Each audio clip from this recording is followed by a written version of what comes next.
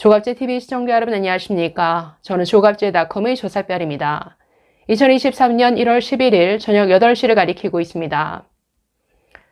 이재명 민주당 대표가 어제 검찰 조사 과정에서 홍준표 시장을 걸고 넘어졌다라고 합니다. 자, 중앙일보 단독 보도인데 기사 제목을 보시면 홍준표도 후원 받았는데 홍준표도 후원 받았는데 왜 나만 갖고 그래? 자, 이런 식의 주장을 폈다라는 것이죠. 정말 바보 같은 주장이죠. 똑같이 후원을 받았다라고 해서 전부 제3자 뇌물죄가 되는 게 아니죠. 거기에 부정한 청탁, 대가가 있었느냐 여부가 핵심입니다. 자, 성남FC에 후원한 대가로 두산건설 뭘 얻었습니까? 자, 용도 변경, 그래서 천문학적 이득을 얻는 이런 대가가 있었죠. 네이버에는 제2의 사옥을 짓는데 용적률을 상향해주는 이런 대가가 따랐습니다. 자, 그래서 대가성 있는 부정한 청탁이 있었느냐 여부에 따라서 같은 후원을 받았어도 이게 뇌물죄가 되는 것이고 순수한 후원이 되는 것 이렇게 갈리는 것인데 이걸 모르지 않을 거면서 이런 똑같은 주장을 또 되풀이했습니다. 자, 어제 검찰에 출두해서 이재명 측은 6페이지짜리 그 서면 진술서를 써가서 이걸로 거의 대체했다라고 하죠. 사실상 묵비권을 행사했다라고 하는데, 자, 그 6페이지 진술서에 이렇게 적혀 있었다라고 합니다. 자, 중앙일보 보도 내용을 보면, 자, 5번째 항목이 정당하고 필요한 업무였다. 자, 이런 주장을 폈는데, 자, 이렇게 말했다라고 합니다. 자치단체장들은 관내 기업, 단체, 기관, 독재가들을 상대로 기부나 후원을 유치하려고 노력한다.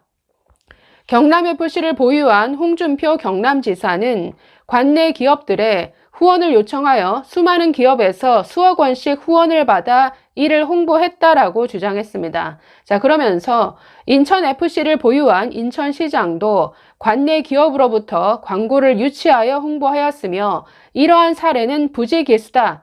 자, 이렇게 덧붙였다라고 하는데, 자, 그래서 왜 나만 가지고 뭐라 그래? 다른 지방에서도 이런 여러 후원을 받은 사례가 많은데 왜 나만 가지고 그러는 거야? 자, 이런 주장을 폈다라는데, 제가 앞에서 말씀을 드렸습니다. 다른 모든 사례에서는 그런 부정한 청탁, 대가성 있는 인허가 같은 게 주어지지 않았다라는 것이죠. 자, 그래서 이런 주장에 대해서 검찰 측은 이런 입장을 보이고 있다라고 합니다. 자, 성남FC에 후원금을 낸 기업을 다 문제 삼는 게 아니다. 후원금을 내고 현안을 해결해 대가성이 명백한 기업들만 추려 조사를 하는 것이다. 자, 이렇게 선을 그었습니다. 근데 그렇죠. 성남FC에 두산건설 네이버 외에도 여러 기관들, 여러 기업들에서 후원을 했다 할지라도 그런 대가가 없이 순수하게 후원한 사람들도 있겠죠. 기관들도 있겠죠. 그거는 문제가 안 된다라는 것이죠. 이런 뭔가 뒷거래가 오간 것, 이게 문제다. 자, 그래서 홍준표 시장을 걸고 넘어졌는데 참 재미나게도 홍준표 시장이 이걸 미리 내다본 것인지 어제 페이스북에 미리 이런 글을 올렸습니다. 자, 홍준표 시장. 자, 페이스북 보시면 제3자 뇌물수수죄는 박근혜 전 대통령의 K스포츠 미르재단 사건에서도 적용된 범죄인데 이미 대법원에서도 판례로 확정된 범죄 유형입니다. 성남시장 때 있었던 이재명 대표의 이번 사건도 집행기관인 시장의 업무에 속하는 인허가권을 미끼로 성남FC 지원금을 모금했느냐가 쟁점인데 의외로 까다로운 사건이 아니고 인허가 서류만 수사하면 간단합니다. 다만 이재명 대표 개인의 사욕이 아닌 자신이 구단주로 있던 성남FC의 선전을 위해 모금했다는 정상이 있긴 하나 모금 방법은 부적절한 행위임은 분명합니다. 자, 이 제3자 뇌물죄는 이재명 본인이 돈을 받았느냐 안 받았느냐 이건 아무런 상관이 없습니다. 자신은 돈 한 푼 안 받았다 할지라도 성남FC가 뭔가 대가성 있는 부정한 이런 청탁을 받았다라고 한다면 이게 제3자 뇌물죄로 그러니까 서로 관계성만 입증이 되면 죄가 된다라는 것이죠. 이재명은 뭔가 자신의 성공적인 어떤 정치적 스토리를 만들어내기 위해서 이런 게 필요했겠죠. 아무래도 정치적인 이득을 누린 건 아닙니까? 자, 계속 보겠습니다.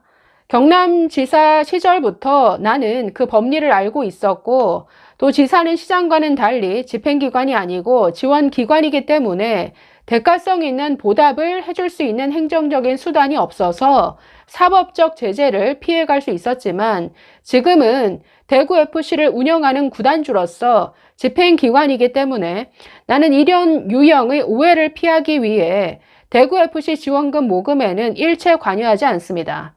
전국의 지자체 단체장들이 특히 집행기관들은 이 점을 유의해야 합니다. 과거에는 별 문제가 안 되던 사건 유형이 박근혜 전 대통령 사건을 계기로 주목받으면서 집행기관들의 행정 재량폭을 훨씬 축소시켜서 지금은 범죄가 된 것입니다. 법치주의의 엄격한 적용이라는 긍정적인 면도 있으나 지금 이재명 대표는 문재인 정권의 이른바 적폐청산의 부메랑을 맞고 있는 겁니다. 원망은 문재인 전 대통령에게 해야 할 겁니다. 자, 이재명 대표가 원망할 사람은 검찰도 아니고 홍준표도 아니고 아니 문재인을 원망하라. 문재인이 적폐청산한답시고 박근혜 전 대통령 거의 뭐 탈탈 털다시피 했는데 그때 만들어진 법리 아니냐. 그러니까 아니 차라리 문재인을 원망하라. 지금 이렇게 지켜가고 있는데 네, 정말 재밌네요. 자, 그런데 그 이재명 대표 측에서 지금 홍준표를 걸고 넘어진 게 한두 번이 아닙니다. 자, 지난달 12월에는 김의겸 대변인이 직접 나서서 아니 홍준표도 똑같이 받았다 뭐 이런 식의 주장을 했다가 홍준표 시장이 또 한마디 한 적이 있습니다. 그 내용까지 잠깐 볼까요? 자, 김의겸 의원은 지난달 22일 이렇게 주장했었습니다. 성남FC를 성남시가 인수해서 살려놨고 당시 이재명 성남시장이 열심히 뛰었다. 이런 걸로 사법 처리한다면 경남지사였던 홍준표 시장 등 수많은 단체장이 처벌받을 것이다. 자, 이렇게 얘기를 했었습니다. 자, 이 얘기를 듣고 당시 홍준표 시장이 또다시 페이스북에 글을 올렸는데 그렇게 잘못 말하다가는 너 감옥 간다 이런 식의 발언을 했습니다. 자, 그 페이스북 글 보시면 김의겸 의원의 헛발질은 이미 정평이 나 있고 거짓 폭로도 정평이 나 있습니다.